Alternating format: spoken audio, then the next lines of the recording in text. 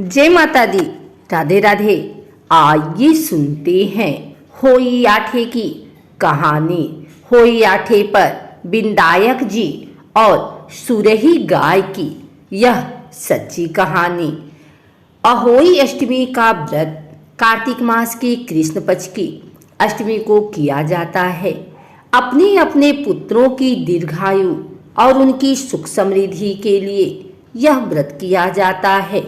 अहोई अष्टमी के व्रत के दिन पुत्रवती माताएं दिन भर व्रत रखती हैं और शाम के समय जब तारे निकल जाते हैं होई माता की पूजा की जाती है। इस व्रत को होई आठे का व्रत भी कहा जाता है। इस दिन तारों को करवे से अर्घ दिया जाता है।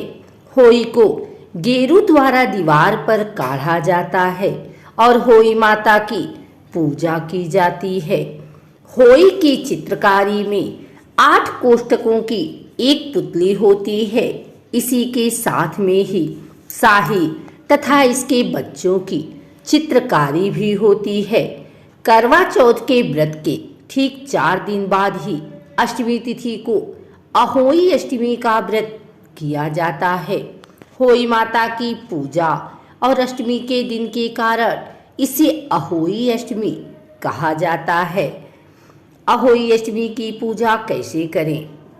प्रातःकाल जल्दी उठकर स्नान आदि से निवृत्त होकर व्रत का संकल्प लें। इस दिन माता पार्वती की पूजा की जाती है।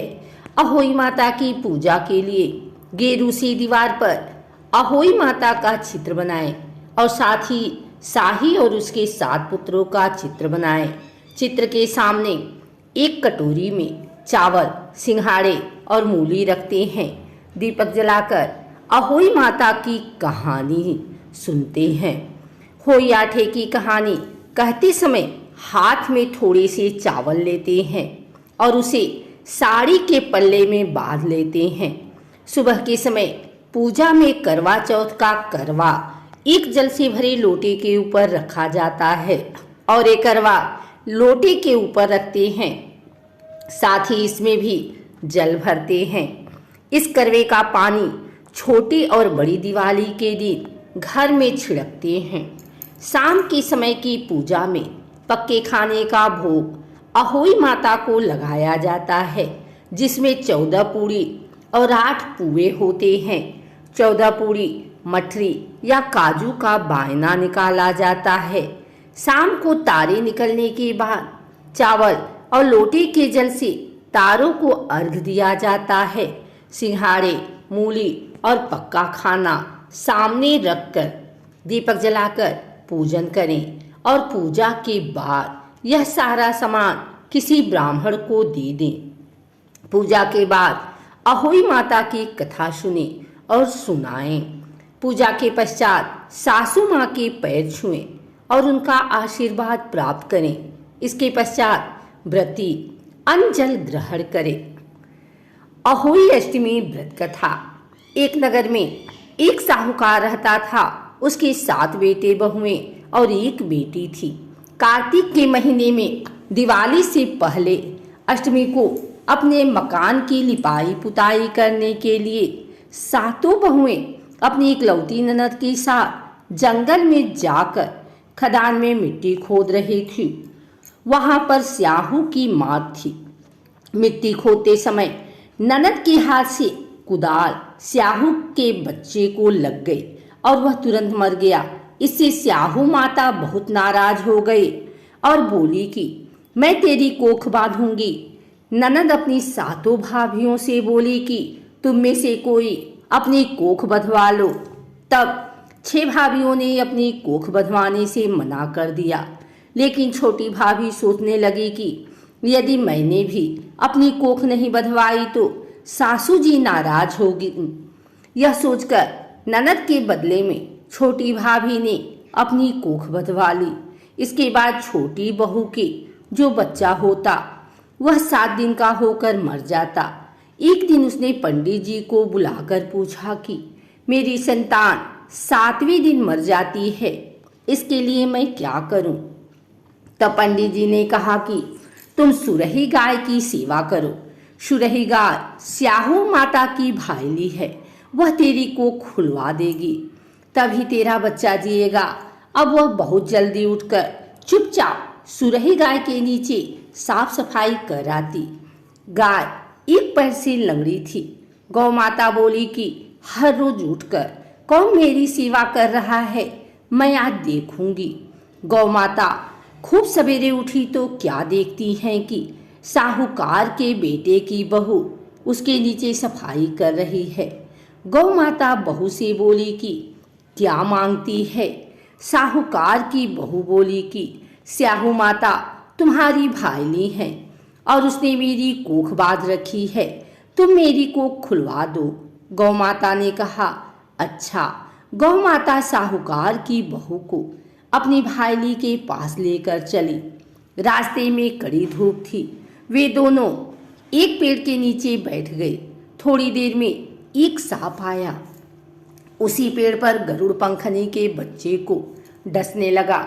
साहूकार की बहू ने सांप ढाल के नीचे दबा दिया और बच्चे को बचा लिया।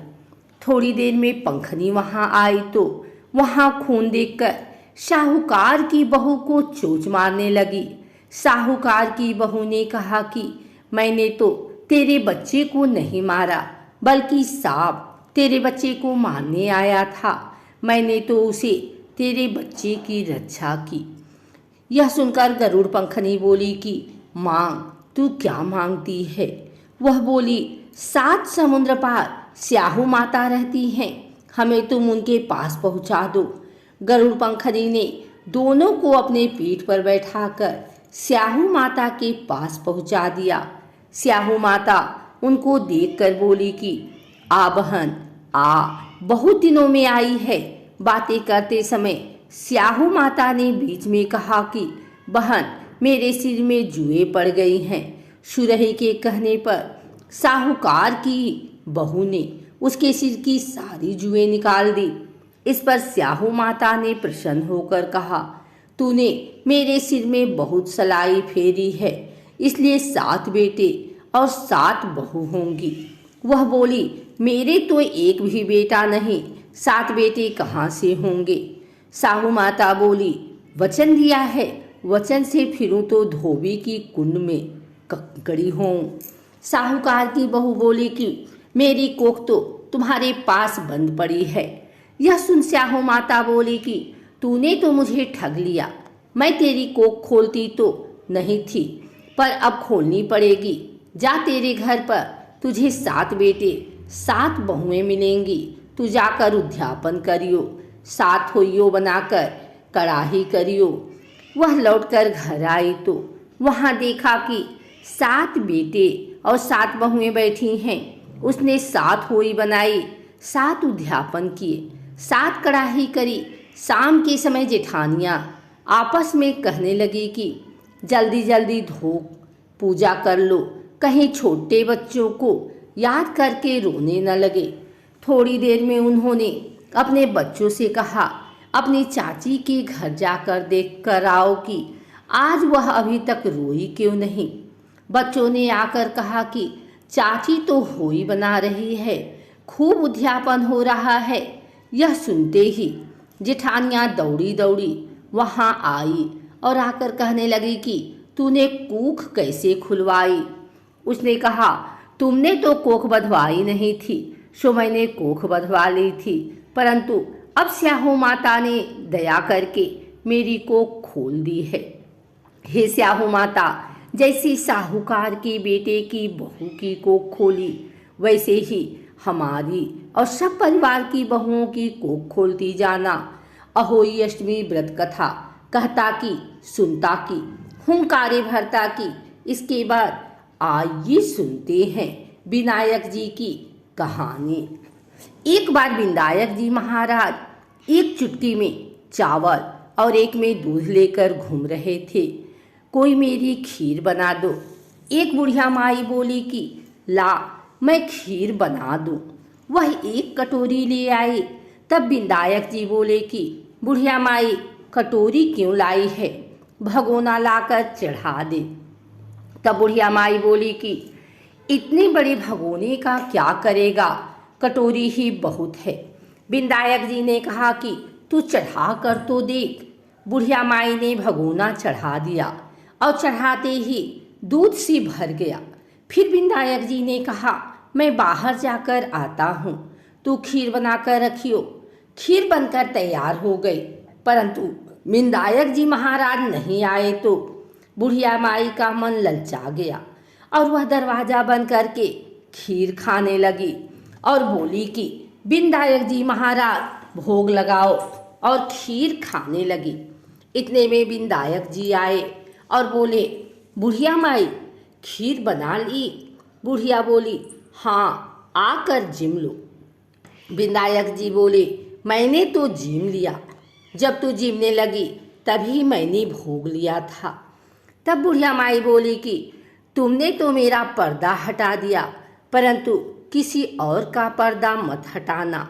तब विधायक जी महाराज ने खूब धन दौलत भर दिया। हे विधायक जी महाराज, जैसा बुढ़िया माई को दिया वैसा कहते सुनते सब परिवार को देना। अगर आपको हमारी वीडियो अच्छी लगी हो तो इसे लाइक करें, कमेंट करें, शेयर करें। हमारे चैनल को सब्सक्राइब करके बिल नोटिफिकेशन ऑल पर सेट कर लें, ताकि आगे आने वाली वीडियो सबसे पहले आप तक पहुंच सके। धन्यवाद।